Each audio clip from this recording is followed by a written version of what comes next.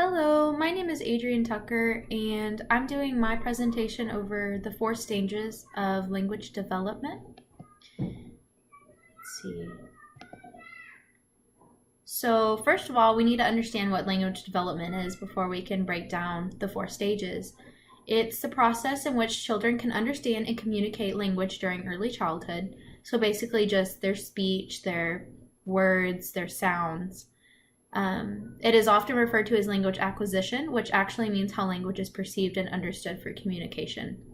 My picture here actually, it got cut off, but I like this because it just has the different milestones because at different points, children are building on their past language development and they're just furthering it. It kind of shows when they should be saying their first words, how many words they should be saying, just kind of a general idea, but also remember kids do learn at different paces.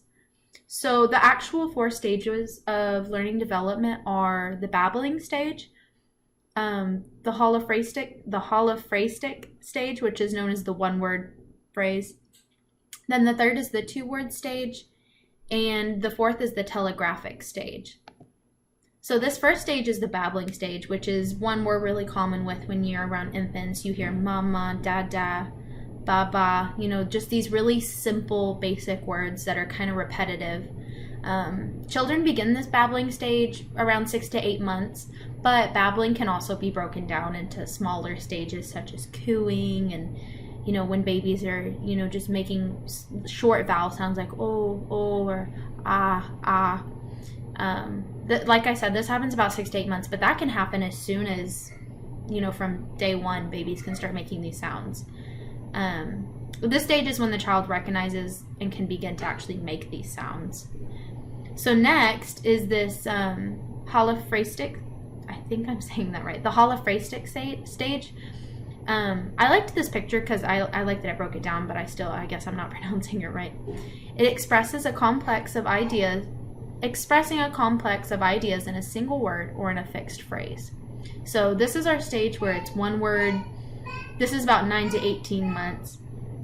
Hollow actually means complete or undivided, and phrase means a phrase or sentence. So if you put the word together, This stage means the child's first spoken word, and it represents a sentence or phrase. So it's where their words are starting to have meaning, not necessarily just a noun, like it makes a sentence all on its own, even though it's one word. This stage means the child's first spoken word, which represents a sentence or phrase, and these words describe the child's emotional state, feeling, needs, wants, just anything. They're able to communicate with us a little better. So the next stage is the two-word stage. This is about 18 to 24 months, many sentences that have simple meanings. It is considered dialogue or speech, and children can pronounce their consonant sounds such as J, P, B, D, T, M, and others, along with those vowels we talked about earlier. I used this little picture up here because I liked it. It just broke this down really quick and easy. It says two-word utterances express to ask for more, to say no, to notice something disappeared. And I like the examples they gave. It said more milk, no milk, hi doggy, no cookie, because these are full sentences. They're just not wordy like, we would create our sentences. But it delivers a message and it expresses a point. So this fourth stage here is the telegraphic stage, which is about 2 to 2.5 years old. And this stage continues for the rest of their development. After that, it keeps going. This is the final stage before the child begins to speak fluently. They develop language the quickest at this stage. So they're just grasping these concepts, building on them, going from there. They also understand syntax and semantics, knowing that there is a meaning behind the words they're saying, understanding what these words mean. Children can also create sentences. Even if they're incorrect, they're gonna make perfect sense to you now. So here's an example. It says, "Mommy go bye-bye." That's not how we would speak, but we know exactly what that means. Or "He go play." Not correct, but at the same time, it's a full sentence. "Want more ice cream." So it expresses the feelings and the thoughts very well. So it's important to understand why we have these stages, why are they important, and the basic thing is that they build onto each other. And I really liked this diagram I found. I thought it was the perfect representation. These 4 words turn into 6 words, and then these 6 turn into 12, and then it just builds on itself, and it's concept after concept. And then the child, the main goal is to encourage language development and to reach that fourth stage, and then, the ongoing. So here's some more points about why it's important. First of all, I want to talk about this picture I used. Readers make best writers.